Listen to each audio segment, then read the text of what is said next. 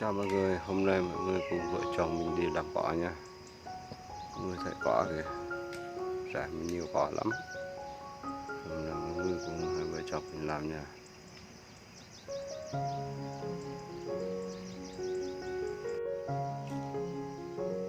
Mọi người xem này, toàn cỏ với cỏ không? Có rải ai cỏ nhiều như đây không? Thì vợ mình đang làm kìa.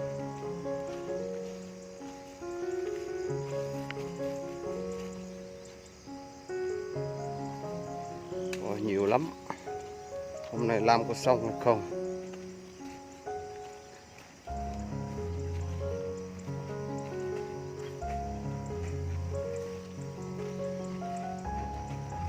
Thế bà làm, bà thấy mình quay bà khoái, bà cười nhăn răng bà luôn.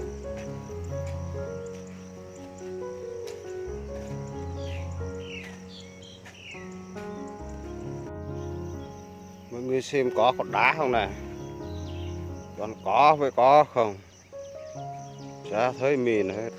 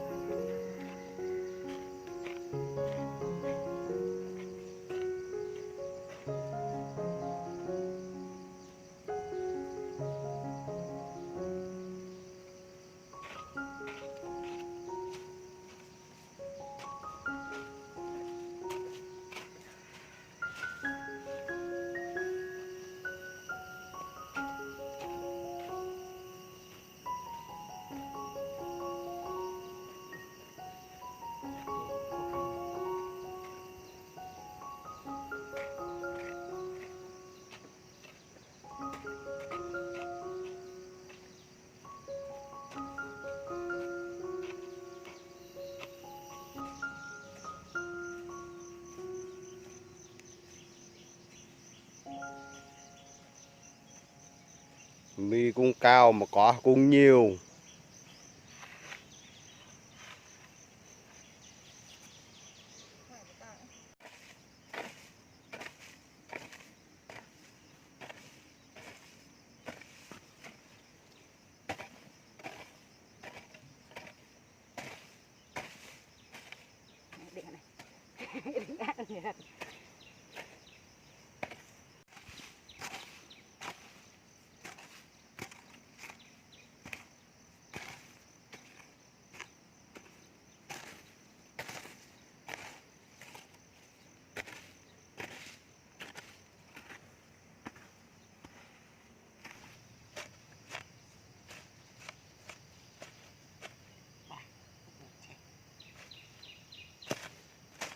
Chung cái mì rồi.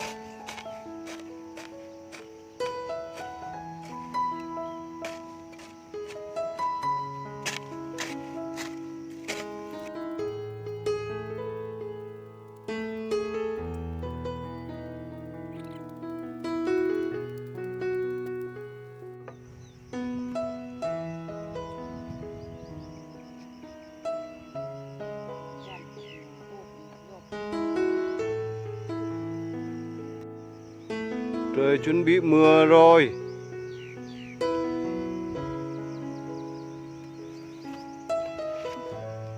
Mưa đến rồi kìa. Cho tầm nước rồi.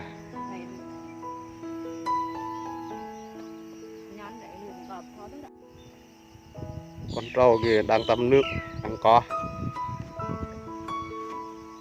Mưa rồi.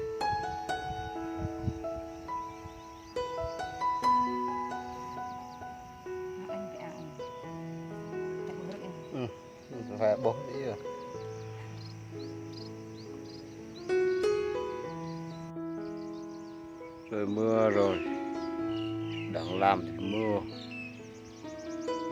Mưa như thế này làm có sao mà chết được.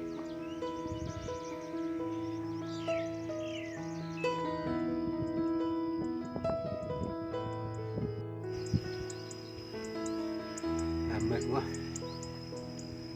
như uống nước à.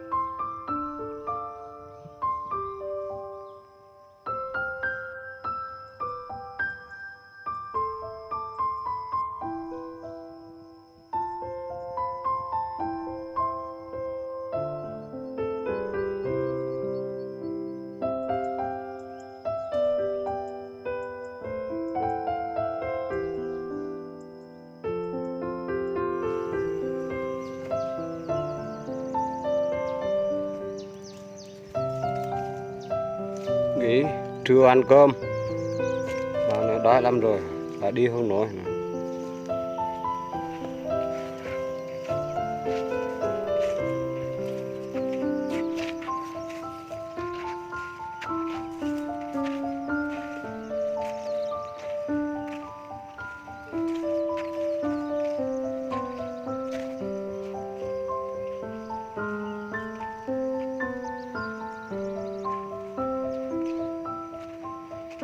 Về nhà ăn cơm, đói cơm lắm rồi.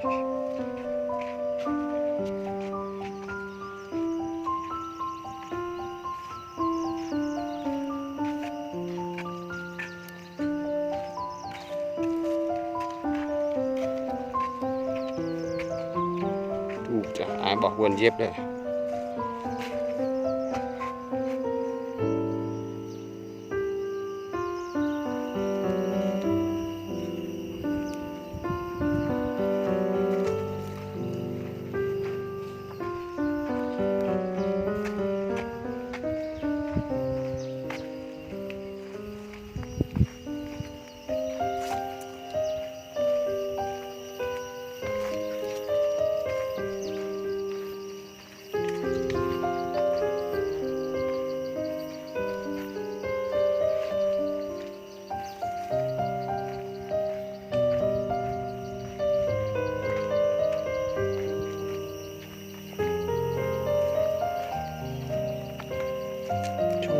Cho